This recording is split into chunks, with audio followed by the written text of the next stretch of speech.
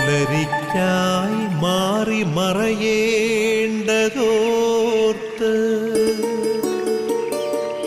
ചന്ദ്രനക്ഷത്രാദികൾ വിതുമ്പുമ്പോൾ മാറ്റമില്ലാതെങ്ങും വിരാജിക്കും ദൈവമേ, അങ്ങയെ വാഴ്ത്തുന്നു ഞങ്ങൾ. ഉദിച്ചെങ്ങും പ്രഭതൂകും പാരിലെ സൂര്യരശ്മിയേക്കാൾ പ്രശോഭിച്ചെന്നും പ്രസാദമേകുന്ന ദൈവമേ, അങ്ങേ മഹിമാവെത്ര മനോജ്ഞം.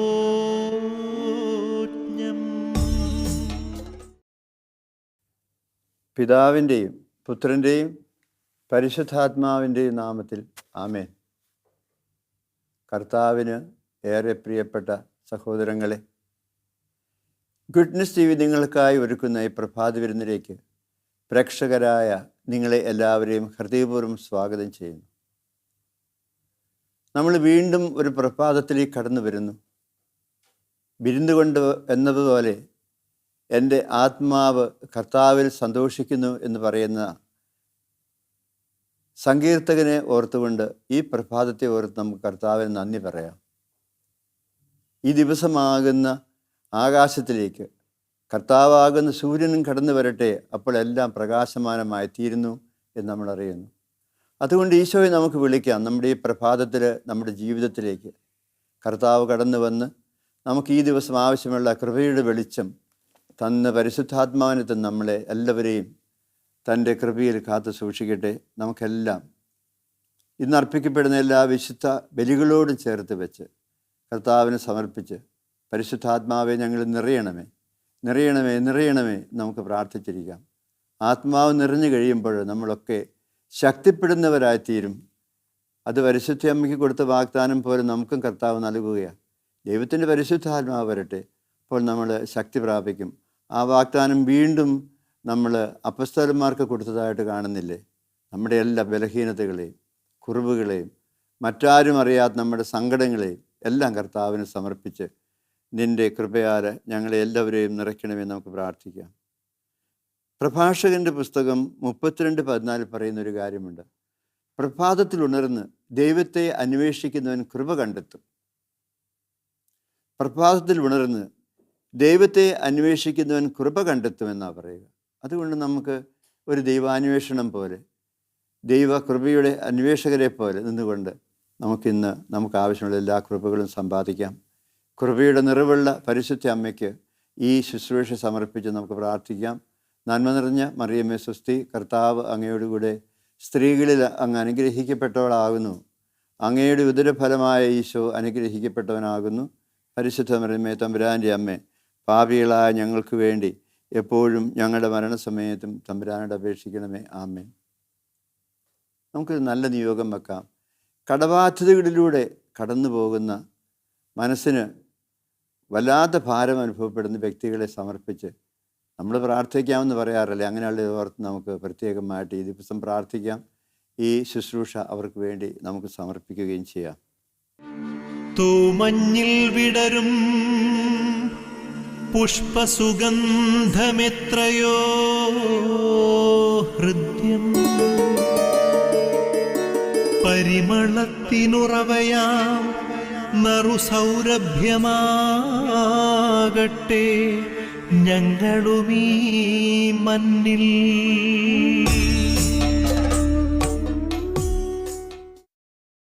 നമ്മളിന്നൊരു വചനഭാഗം എടുക്കുന്നത് വിശുദ്ധ മത്തായിയുടെ സുവിശേഷം 6-ാമത്തെ അധ്യായത്തിലെ 19-ാമത്തെ വാക്യമാണ്. ഭൂമിയിൽ നിക്ഷേപം നിങ്ങൾ കരുതി വയ്ക്കരുത്, തുരുമ്പും കീടങ്ങളും അവ നശിപ്പിക്കും, കള്ളന്മാർ വന്ന് തുരന്ന് മോഷ്ടിക്കും. എന്നാൽ സ്വർഗത്തിൽ നിങ്ങൾക്കായി നിക്ഷേപങ്ങൾ കരുതി വയ്ക്കുക. അവിടെ തുരുമ്പും കീടങ്ങളും അവ നശിപ്പിക്കുകയില്ല, കള്ളന്മാർ മോഷ്ടിക്കുകയില്ല. നിങ്ങളുടെ നിക്ഷേപം എവിടെയോ അവിടെയായിരിക്കും നിങ്ങളുടെ ഹൃദയവും. കർത്താവ് തൻ്റെ ശ്രോതാക്കളുടെ മുഖം നോക്കിയപ്പോൾ അവരിൽ കണ്ടെത്താൻ കഴിഞ്ഞ കുറേ പ്രതിസന്ധികൾ, പ്രശ്നങ്ങളൊക്കെ അവൻ മനസ്സിലാക്കി. ഹൃദയവിചാരങ്ങൾ അറിയുന്നവനാണ് കർത്താവ് എന്ന് നമ്മൾ എത്രയോ തവണ തിരുവചനത്തിന് മനസ്സിലാക്കുന്ന കാര്യമാണ്. അപ്പോൾ അങ്ങനെയുള്ള കർത്താവായി പറയുക, നിങ്ങളുടെ നിക്ഷേപം എവിടെയാണോ അവിടെയാണ് നിങ്ങളുടെ ഹൃദയം. അപ്പം ഹൃദയം നമ്മൾ പറയുന്ന ശാരീരികമായ അവയവമായ ഹൃദയം അവിടെ തന്നെ ഉണ്ടാകും. പക്ഷേ മറ്റൊരു ഹൃദയം നമുക്കുണ്ട്, എവിടെയോ ഒക്കെ കളഞ്ഞുപോയ ഒരു ഹൃദയം. ആ ഹൃദയത്തെക്കുറിച്ചാണ് ഈശോ നമ്മോട് സംസാരിക്കുക നമ്മൾ ഓർക്കുന്നു. ഒരു കഥ പറഞ്ഞു കേട്ടിട്ടുണ്ട്, നിങ്ങൾ കേട്ടിട്ടുള്ളതാവാം ഒരു പക്ഷേ, അല്ലെങ്കിൽ ആ കഥ എങ്ങനെയാണ് കിടക്കുക. അതായത് ധനവാനായ ഒരാൾ മരിച്ചു. പത്രോസ് അപ്പസ്തോലൻ അദ്ദേഹത്തെ സ്വർഗത്തിലേക്ക് കൂട്ടിക്കൊണ്ടുപോയി. അപ്പോൾ സ്വർഗമെല്ലാം ഇങ്ങനെ കണ്ടു പോകുമ്പോൾ വലിയ മാളികകൾ അവിടെ കാണുന്നുണ്ട്, അതുപോലെ തന്നെ കുടിലുകൾ കാണുന്നുണ്ട്, പലതരത്തിലുള്ള കെട്ടിടങ്ങളൊക്കെ കാണുന്നുണ്ട്. അപ്പോൾ ധനവാനായ ഇയാൾ പത്രോസിനോട് ചോദിച്ചു, ഏതായിരിക്കും എനിക്കുള്ള മന്ദിരം? കാരണം കർത്താവ് അങ്ങനെ പറഞ്ഞിട്ടുണ്ടല്ലോ, നിങ്ങൾക്കായ സ്വർഗത്തിൽ ഞാൻ ഭവനങ്ങൾ ഒരുക്കാൻ പോവുകയാണെന്ന് പറഞ്ഞിട്ടുള്ളത് കൊണ്ട് അതൊക്കെ ഇയാളുടെ മനസ്സിലുണ്ട്. അപ്പോൾ ചോദിച്ചു, എവിടെയാ എനിക്കുള്ള വീട്? കുറേ അങ്ങ് നടന്നു കഴിഞ്ഞ് പത്രോസ്ലീഹ ഒരു 2 മുറിയുള്ള ഒരു ചെറിയ വീട് കാട്ടി, ഇതാ നിങ്ങൾക്കുള്ള വീട്, നിങ്ങൾക്ക് വേണ്ടി പണിയപ്പെട്ടിരിക്കുന്നതാണിത്. അയാൾ ആകപ്പാടെ കലഹിച്ചു, ഇതെന്ത് അനീതിയായി കാണിച്ചിരിക്കുന്നത്, ഞാൻ ഇത്രയും പണമൊക്കെ ഉള്ളവനായിരുന്നിട്ടും ഇങ്ങനെ പല കാര്യങ്ങൾ, പള്ളിക്കൊക്കെ ഞാൻ സ്ഥലം എഴുതി കൊടുത്തിട്ടുണ്ട്, അല്ലെങ്കിൽ അങ്ങനെ ഇങ്ങനെയാണ് ഓരോ കാര്യങ്ങളൊക്കെ പറഞ്ഞിട്ടുണ്ട്, സമൂഹത്തിന് ഇന്ന സേവനങ്ങളൊക്കെ ചെയ്തിട്ടുണ്ട്, പക്ഷേ എൻ്റെ വീട് ഇത്ര ചെറുതാണെന്ന് വന്നാൽ അതൊരു അനീതിയല്ലേ എന്ന് അയാൾ പത്രോസിനോട് ചോദിച്ചു. പത്രോസ് അപ്പസ്തോലൻ പറഞ്ഞു, നിങ്ങൾ ഭൂമിയിൽ നിന്ന് അയച്ചു തന്ന ബിൽഡിംഗ് മെറ്റീരിയൽസ് ഉണ്ടല്ലോ, അതുകൊണ്ടാണ് ഞങ്ങൾ ഈ വീടുണ്ടാക്കിയത്. എല്ലാവരും, ഈ ഭൂമിയിലുള്ള എല്ലാവരും സ്വർഗത്തിലേക്ക് ബിൽഡിംഗ് മെറ്റീരിയൽസ് അയച്ചു തരും. കാരുണ്യ പ്രവൃത്തികൾ, ത്യാഗം, സഹനം, സഹായിക്കൽ എന്ന് വേണ്ട, അങ്ങനെ പല തരത്തിലുള്ള ബിൽഡിംഗ് മെറ്റീരിയൽസ് അവരയച്ചു തരും. അതുകൊണ്ടാണ് ഞങ്ങളിവിടെ ഉണ്ടാക്കിയത്. നിങ്ങൾ വലിയ കാര്യമായിട്ടൊന്നും അയച്ചില്ല. നിങ്ങളുടെ പുകഴ്ചയ്ക്കും സ്തുതിക്കും അല്ലെങ്കിൽ നാട്ടുകാരുടെ നല്ല അഭിപ്രായത്തിനും വേണ്ടി നിങ്ങൾ അവിടെ പല കാര്യങ്ങൾ ചെയ്തു, അത് ശരിയാണ്. പക്ഷേ സ്വർഗത്തിൽ നിങ്ങളുടെ നിക്ഷേപം നിങ്ങൾ കരുതിയില്ല, ഇഷ്ടം പോലെ ദൈവം തന്നില്ലായിരുന്നു. പത്രോസ് കാരണങ്ങളൊക്കെ വിശദീകരിച്ചു. ഇങ്ങനൊരു കഥയോ കാര്യം എന്തെങ്കിലുമൊക്കെ ആകട്ടെ, അതിനകത്തൊരു കാര്യമുണ്ട്. അങ്ങനെയാണല്ലോ കഥയുടെ പിറകിലത്തെ കാര്യത്തെ കാണുക എന്നുള്ളതാണ് നമുക്ക് പ്രധാനപ്പെട്ട കാര്യം. അങ്ങനെ ആകുമ്പോൾ നമുക്ക് ചില കാര്യങ്ങളൊക്കെ കാണേണ്ടതായിട്ട് വരും. നമുക്ക് നാമേ പണിവത് നാമം നരകവും ഒരുപോലെ എന്ന് ഉള്ളൂർ പാടി വെച്ചിട്ടുണ്ട്. നമ്മൾ തന്നെയാണ് നരകവും നാഗവും സ്വർഗവും നമുക്ക് വേണ്ടി പണിതുയർത്തുന്നത്. അപ്പം അതുകൊണ്ട് ഈ ഭൂമിയിൽ ജീവിക്കുന്ന കാലഘട്ടങ്ങളിൽ സ്വർഗത്തിൽ അവിടെ നമുക്ക് സിംഹാസനങ്ങൾ, മണിമന്ദിരങ്ങൾ പണിയാൻ നമുക്ക് പറ്റും എന്നാ പറയുക. നമ്മുടെ നിക്ഷേപം അവിടെ ആയിരിക്കണമെന്നേ ഉള്ളൂ. ആ തരത്തിൽ നമ്മൾ ഓർക്കുമ്പോൾ മനുഷ്യൻ്റെ ജീവിതം എന്നൊക്കെ പറയുന്നത് നന്മയും തിന്മയും ഇടകലർന്ന് കിടക്കുന്നതായതുകൊണ്ട് വലിയ വിവേകം നമുക്ക് ആവശ്യമായിട്ട് വരുന്നു. തിന്മ ഏതാണ്, നന്മ ഏതാണെന്ന് തിരിച്ചറിയാൻ. മരണശേഷം ഈ ബന്ധങ്ങളെക്കുറിച്ചൊക്കെ ഒരുപാട് അങ്ങനെയുള്ള ചിന്തകളൊക്കെ വേറെ കിടപ്പുണ്ട്. നമുക്ക് ഓർക്കാൻ, അതായത് നമ്മൾ പറയും ബന്ധുമിത്രാദികളുടെ ബന്ധം എന്ന് പറയുന്നത് ശ്മശാനം വരെയുള്ളൂ എന്നൊക്കെ പറയുന്ന കുറേ കവിതകളൊക്കെ വേറെയുണ്ട്. നമുക്കതൊന്നുമല്ല ആവശ്യം. നമുക്ക് വേണ്ടത് സ്വർഗത്തിൽ നിക്ഷേപം സംഭരിക്കുന്നതിനെക്കുറിച്ചുള്ള ഒരു ബോധ്യം ഉണ്ടാക്കിയെടുക്കുകയല്ലേ. അപ്പോൾ അങ്ങനെ വരുമ്പോൾ കർത്താവ് പറഞ്ഞു, നശ്വരമായ അപ്പത്തെക്കുറിച്ചും അനശ്വരമായ അപ്പത്തെക്കുറിച്ചും ഈശോ പറഞ്ഞിട്ടുണ്ട്. അപ്പം വർദ്ധിപ്പിച്ചു കഴിഞ്ഞപ്പോൾ 6:25 നമ്മൾ കാണും, നിങ്ങൾ ഈ നശ്വരമായ അപ്പത്തിന് വേണ്ടി മാത്രം അധ്വാനിക്കാതെ അനശ്വരമായ അപ്പത്തിന് വേണ്ടി കൂടി അധ്വാനിക്കണം. അപ്പോൾ നമുക്കൊക്കെ നൽകപ്പെട്ടിരിക്കുന്ന ജീവിതത്തിൽ നശ്വരവും അനശ്വരവുമുണ്ട്. ഈ നശ്വരമായ അപ്പങ്ങൾ മാത്രം തേടിപ്പോകാതെ അനശ്വരമായ അപ്പത്തിന് വേണ്ടി കൂടി നമ്മൾ അധ്വാനിക്കേണ്ടതായിട്ടുണ്ട് എന്ന് ഒരു മുൻപ് വാണിംഗ് നമുക്ക് തരികയാണ്. നമ്മൾ 5-ാമത്തെ അധ്യായത്തിലേക്ക് നമ്മൾ കടന്നു വരുമ്പോൾ നമ്മൾ മറ്റൊന്ന് കാണുന്നു. 29 നമ്മൾ കാണുന്നു, നന്മ ചെയ്തവർ ജീവൻ്റെ ഉയർപ്പിനായും തിന്മ ചെയ്തവർ ശിക്ഷാവിധിയുടെ ഉയർപ്പിനായും പുറത്തു വരികയും ചെയ്യും. അപ്പോഴത് മരണത്തെക്കുറിച്ച് പറയുമ്പോഴാണ് ഈശോ പറയുക, നന്മ ചെയ്തവർ ജീവൻ്റെ ഉയർപ്പിനായും തിന്മ ചെയ്തവർ ശിക്ഷാവിധിയുടെ ഉയർപ്പിനായും പുറത്തു വരികയും ചെയ്യും. അപ്പം നമ്മുടെ ഉത്ഥാനം പോലും അതിൻ്റെ മഹത്വം പോലും നമ്മൾ ചെയ്തു വെച്ച പ്രവൃത്തികളെ ആശ്രയിച്ചാണ് ഇരിക്കുന്നെങ്കിൽ തീർച്ചയായിട്ടും നന്മ പ്രവൃത്തികൾ ചെയ്തേ മതിയാവൂ. അറിഞ്ഞുകൊണ്ട് നമ്മൾ നന്മ പ്രവൃത്തികളും ത്യാഗപ്രവൃത്തികളും ഒക്കെ ചെയ്യേണ്ടതായിട്ടുണ്ട്. അല്ലാതെ ഒരു പൊതുനിയോഗം വെച്ചിട്ടുണ്ട്, എൻ്റെ എല്ലാം ഞാൻ തമ്പുരാനെ ഏൽപ്പിച്ചിട്ടുണ്ട്, ദൈവത്തിനെല്ലാം അറിയാം എന്നൊക്കെ പറഞ്ഞ് സാമാന്യമായ ചില ന്യായീകരണങ്ങളൊക്കെ പറയുന്നത് കേട്ടിട്ടുണ്ട്. അല്ല, അറിഞ്ഞുകൊണ്ട് നന്മ ചെയ്യുന്നവരായി ഈ ഭൂമിയിൽ ജീവിച്ചേ പറ്റൂ. അങ്ങനെ ചെയ്തവരാണ് വിശുദ്ധരെന്നൊക്കെ പറയുന്നത്. അവർക്കൊരു ഡിപ്പോസിറ്റ് ഉണ്ട് ഈ ഭൂമിയിൽ, സഭയിൽ. വിശുദ്ധർ ത്യാഗം കൊണ്ടും സഹനം കൊണ്ടും കഷ്ടപ്പാട് കൊണ്ടും ഒക്കെ ഈ ഭൂമിയിൽ നേടിയെടുത്തത് ഒരു ഡിപ്പോസിറ്റായിട്ട് സഭയിൽ കിടക്കുകയാണ്. അതാണ് നമ്മൾ പ്രാർത്ഥിക്കുമ്പോൾ നമുക്ക് വേണ്ടി ദൈവം അതുകൊണ്ടാണ് അവരെ ഒക്കെ ഓർത്ത് പ്രാർത്ഥിക്കുമ്പോൾ ദൈവം നമുക്ക് നമ്മുടെ പ്രാർത്ഥനകൾക്ക് കേൾക്കാനുള്ള ന്യായമായി കണ്ടെത്തുക എന്നൊക്കെ നമ്മൾ പറയാൻ പറ്റും. അതേസമയം ഭൗതികമായത് പലതും ദൈവം നമുക്ക് തന്നിട്ടുണ്ട്. അതിനെ കൂടി നമ്മൾ നിത്യജീവന് ഉപകരിക്കത്തക്കവണ്ണം രൂപാന്തരപ്പെടുത്തുക നമുക്ക് ആവശ്യമാണ്. അനശ്വരമായതിലേക്ക് വേണ്ടി ഈ നശ്വരമായവയെ ഉപയോഗിക്കുക. അതുകൊണ്ട് ഞാൻ ചെയ്യുന്ന എല്ലാ പ്രവൃത്തികളും പുണ്യപ്രവൃത്തികളാണ്, ഞാൻ പാപവും തെറ്റുമൊന്നും ചെയ്യുന്നില്ല എന്ന് പറഞ്ഞാൽ നമ്മൾ ആ കഥയിൽ പറഞ്ഞ ധനവാൻ്റെ കാര്യം പോലെ ഇരിക്കും. ബിൽഡിംഗ് മെറ്റീരിയൽസ് സ്വർഗത്തിലേക്ക് അയച്ചു കൊടുക്കണം. അവിടെ നമ്മുടെ ത്യാഗത്തിനും സഹനത്തിനും നമ്മുടെ വിട്ടുവീഴ്ചയ്ക്കും നമ്മുടെ ഉപവാസത്തിനും പ്രാർത്ഥനയ്ക്കും ഒക്കെ അർത്ഥമുണ്ട് നമ്മൾ തിരിച്ചറിയുക. അതൊന്നുമില്ലാതെ വരുമ്പോൾ സ്വർഗത്തിലേക്കൊന്നും അയക്കാൻ നമുക്ക് പറ്റിയില്ല എന്ന് വരും. അവസാനം നമ്മളിത് കണ്ടെത്തുക, അപ്പം നമ്മൾ നിരാശരും ദുഃഖിതരുമായിട്ട് മാറും. അല്ല, പലപ്പോഴും നമ്മുടെ സ്ട്രെസ്സ് മാറിപ്പോകുന്നില്ലേ? പണമുണ്ടായാൽ എല്ലാം ശരിയായി എന്ന് വിചാരിക്കുന്ന ഒരു സാമൂഹിക മനസ്സുണ്ട്. ഈ സാമൂഹിക മനസ്സനുസരിച്ചാണ് നമ്മൾ പലപ്പോഴും ജീവിക്കുക. അതുകൊണ്ട് എങ്ങനെയെങ്കിലും കാശുണ്ടാക്കണം, ഏത് തരത്തിലെങ്കിലും പണം ഉണ്ടാകണം, എന്നിട്ട് എല്ലാ സുഖസൗകര്യങ്ങളും സമ്പാദിക്കണം. ഇപ്പം നമ്മുടെ സമൂഹത്തിലേക്കൊക്കെ നിങ്ങൾക്കൊക്കെ അറിയാവുന്ന കാര്യമല്ലേ, വെറുതെ ഊളിയിട്ട് നോക്കിയാൽ കാണാൻ സാധിക്കും. മക്കളെയൊക്കെ എന്തിനാണ് നിങ്ങൾ അവിടെ ഇവിടെയെല്ലാം കടമെടുത്തൊക്കെ പഠിപ്പിക്കുക? അവരെ പഠിപ്പിച്ച് വളർത്തിയെടുത്താൽ കൂടുതൽ ധനം സമ്പാദിക്കാൻ സാധിക്കുന്ന വഴികളിലൂടെ അവർ പോയാൽ നമ്മുടെ ജീവിതം കുറേ കൂടെ സൗഭാഗ്യകരമായിരിക്കും എന്നുള്ള ഒരു ധാരണ. അത് കുഴപ്പമുണ്ടെന്നല്ല പറയുക, പക്ഷേ കുഴപ്പമുണ്ട് അതിനകത്ത്. നമ്മൾ പണത്തിന് വേണ്ടി മാത്രം നിൽക്കുന്നവരല്ല. നാണം കെട്ടും പണം നേടിക്കൊണ്ടാൽ നാണം കേടും പണം നീക്കിക്കൊള്ളും എന്നിങ്ങനെ ഒരു ചൊല്ല് ഞാൻ കേട്ടിട്ടുണ്ട്. ഏത് നാണം കേട് സഹിച്ചാണെങ്കിലും പണം ഉണ്ടാക്കിയാൽ മതി എന്നുള്ളത് അല്ല. നമ്മൾ ഉണ്ടാക്കുന്ന പണം കൊണ്ട് സ്വർഗത്തിൽ നിക്ഷേപങ്ങളിലൂടെ സമ്പാദിക്കാൻ നമുക്ക് കഴിയുമ്പോഴാണ് നമ്മുടെ പണം നല്ല പണമായി തീരുക. അല്ലെ അത് നമുക്ക് നാശത്തിന് കാരണമായി തീരും, നമുക്കറിയാം.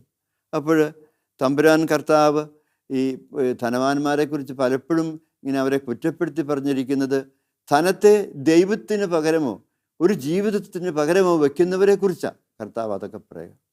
ചില ആളുകൾ അങ്ങനെയാണ്, സ്വന്തം ജീവിതത്തിന് പകരമായി, സ്വന്തം സന്തോഷത്തിന് പകരമായി ഈ സമ്പത്തൊക്കെ ആയിട്ട് നടക്കും. അല്ല, ചെയ്യേണ്ട നന്മകളൊക്കെ ദൈവം തന്ന കൃപ കൊണ്ട് ചെയ്യാൻ സാധിക്കാതെ പോയവരെ ഒക്കെ തമ്പുരാൻ മറ്റൊരു വഴിയെ തിരിച്ചു വിടുന്നത് പോലെ നമുക്ക് തോന്നും. അതല്ലേ ധനവാനെയും ലാസറിൻ്റെയും കഥ പറയുമ്പോൾ കർത്താവ് നമ്മളെ ഓർമ്മപ്പെടുത്തുക. അപ്പോൾ behind every Fortune there is A crime എന്നാണ് പറയുക. ആവശ്യം പോലെ പണം ഉണ്ടാക്കിയെങ്കിൽ അത് നേരെ ചൊവ്വേ അല്ലാതെ ഉണ്ടാക്കിയിട്ടുള്ള ആളുകളെക്കുറിച്ചാണ് ഇത് പറയുക. Behind every Fortune there is A crime.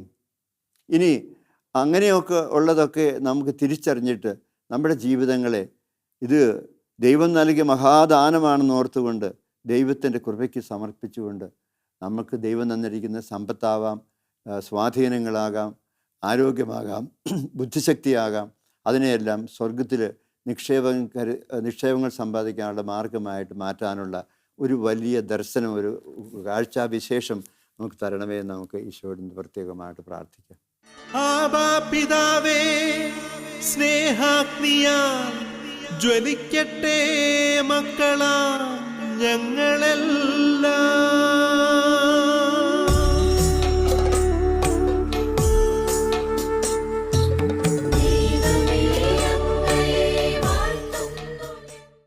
നമുക്കിനി നമ്മുടെ ഹൃദയങ്ങളെ പ്രാർത്ഥനയിലേക്ക് തിരിക്കാം. കണ്ണുകളൊക്കെ അടച്ച് മനസ്സിനെ ഒന്ന് ഏകാഗ്രമാക്കി നമുക്ക് ദൈവം തന്ന സമ്പത്ത് അല്ലെങ്കിൽ സൗകര്യങ്ങൾ, ആരോഗ്യം, ബുദ്ധിശക്തി, കഴിവുകൾ, അങ്ങനെയുള്ള പലതരം സമ്പത്ത് ദൈവം നമുക്ക് തന്നിട്ടില്ലേ? അതെല്ലാം ദൈവദാനമാണെന്ന് ഏറ്റുപറഞ്ഞുകൊണ്ട് പിതാവായ ദൈവമേ, അങ്ങേക്ക് ആരാധനയും സ്തുതി ഞങ്ങൾ സമർപ്പിക്കുന്നു. നമുക്ക് കിട്ടിയിരിക്കുന്ന സമ്പത്തിനെ ഓർത്ത്, സൗകര്യങ്ങളെ ഓർത്ത് നമുക്ക് ദൈവത്തിന് നന്ദി പറയാം.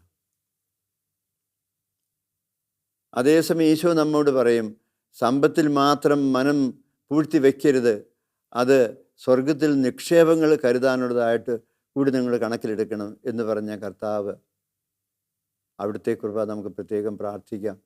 നമ്മുടെ സമ്പത്തിന് വേണ്ടിയിട്ടുള്ള, ജീവിതത്തിന് വേണ്ടിയിട്ടുള്ള അധ്വാനങ്ങളെ ആശീർവദിക്കണമേ എന്ന്, അത് ഹിതത്തിന് വിധേയപ്പെട്ട് നന്മയ്ക്കായിട്ട് മാറ്റാൻ ഇടയാക്കണമെന്ന് നമുക്ക് പ്രാർത്ഥിക്കാം.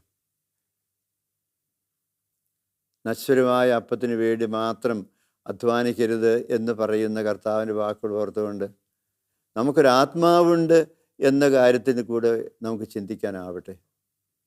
നമ്മുടെ ആത്മാവിനെ കൂടി കണക്കിലെടുത്തുകൊണ്ട് നമുക്ക് കിട്ടിയിട്ടുള്ള എല്ലാ ഭൗതിക നന്മകളും നമ്മുടെ ആത്മാവിൻ്റെയും രക്ഷയ്ക്കായി മാറ്റാൻ, നമ്മുടെ സഹോദരങ്ങളുടെ ആത്മരക്ഷയ്ക്ക് വേണ്ടി ഉപയോഗിക്കാൻ വേണ്ട ഒരു പ്രത്യേക ദർശനം, ഒരു കാഴ്ചപ്പാട് തരണമെന്ന് നമുക്ക് പ്രാർത്ഥിക്കാം.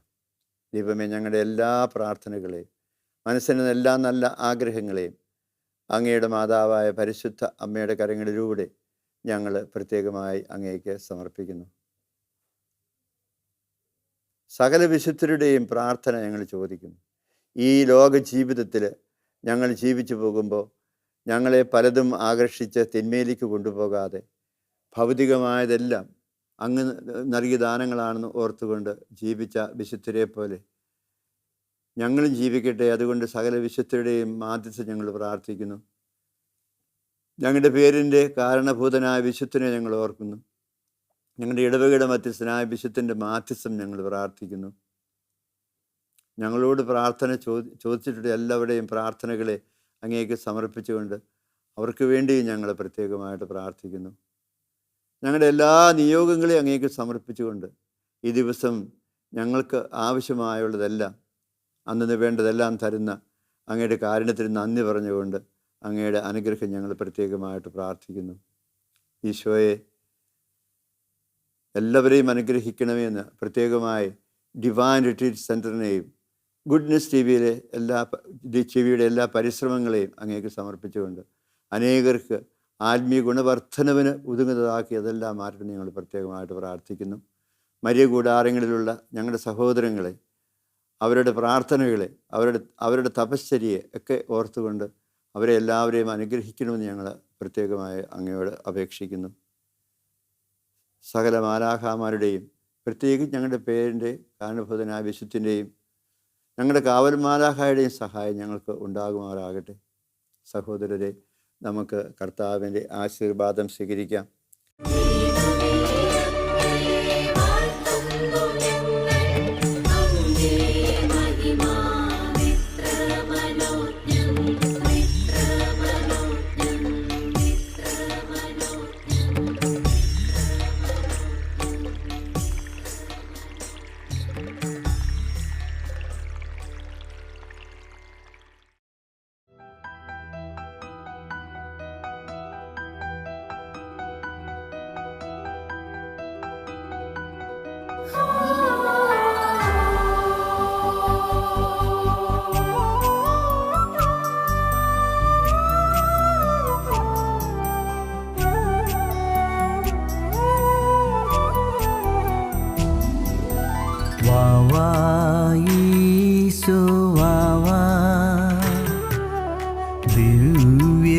ദിവ്യഭോജ്യമായി വാവാ വാവാ ഈശോ വാവാ, സ്നേഹമായി എന്നുള്ളിൽ വാവാ വാവാ ഈശോ വാവാ, ദിവ്യഭോജ്യമായി വാവാ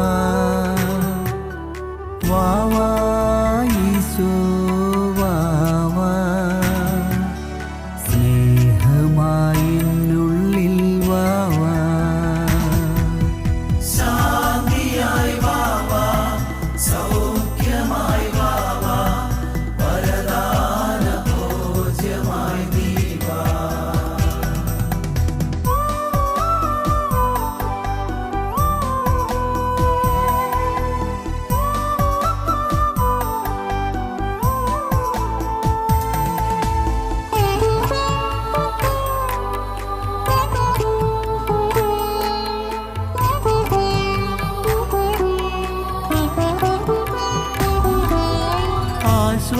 ആശ്വാസമേകാൻ വാവാ ആനന്ദമായി നീ വാവാ ആശ്വാസമേകാൻ വാവാ ആനന്ദമായി നീ വാവാ അകതാരിലുണർവേകും യേശുവേ വാവാ സ്വർഗീയ മന്നയേ വാവാ അകതാരിലുണർവേകും യേശുവേ വാവാ സ്വർഗീയ മന്നയേ വാവാ ശാന്തിയായി വാവാ സൗഖ്യമായി വാവാ വരദാന ഭോജ്യമായി ദീപാ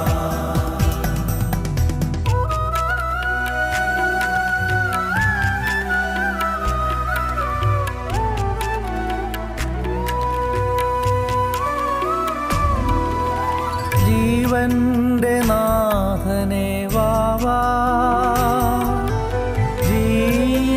ജീവശ്വാസമായി വാവാ ജീവന്റെ നാഥനെ വാവാ ജീവശ്വാസമായി വാവാ ദിവ്യ തേജസ്സേ വാവാ ഹൃത്തിൽ നിറയുവാൻ വാവാ ദിവ്യ തേജസ്സേ വാവാ ഹൃത്തിൽ നിറയുവാൻ വാവാ ശാന്തിയായി വാവാ സൗഖ്യമായി വാവാ വരദാന ഭോജ്യമായി ദീപാ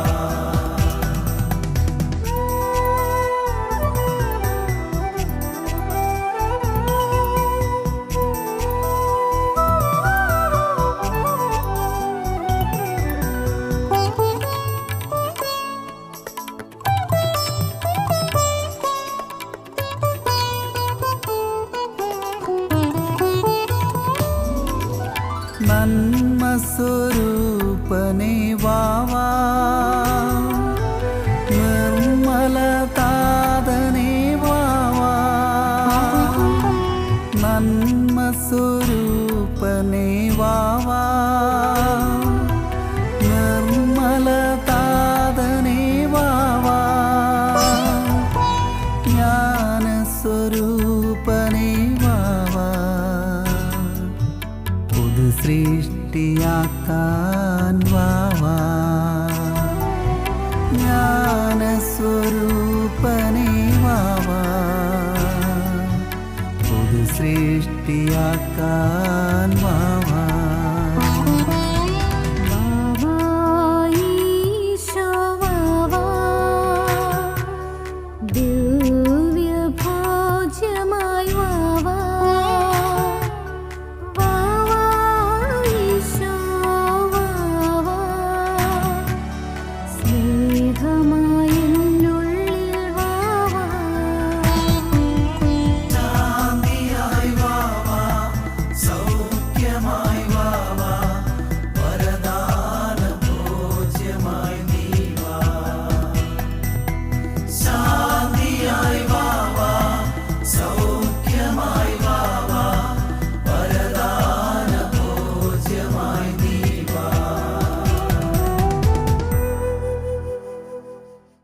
പരിശുദ്ധ പിതാവിനോടും എല്ലാ മെത്രാന്മാരോടും വൈദികരോടും സന്യസ്ത ഗണങ്ങളോടും ആത്മായ സഹോദരങ്ങളോടും ഞങ്ങളോട് ചേർന്ന് പ്രാർത്ഥിക്കുന്ന ഈ സമയം പ്രാർത്ഥിക്കുന്ന എല്ലാ സഹോദരങ്ങളോടും ചേർന്നുകൊണ്ട് ഞങ്ങൾ സമർപ്പിക്കുന്ന പ്രാർത്ഥന കർത്താവെ സ്വീകരിച്ച് അങ്ങയുടെ പൈതൃകമായ ആശീർവാദം ഞങ്ങൾക്ക് എല്ലാവർക്കും തരണമെന്ന് ഞങ്ങൾ അപേക്ഷിക്കുന്നു.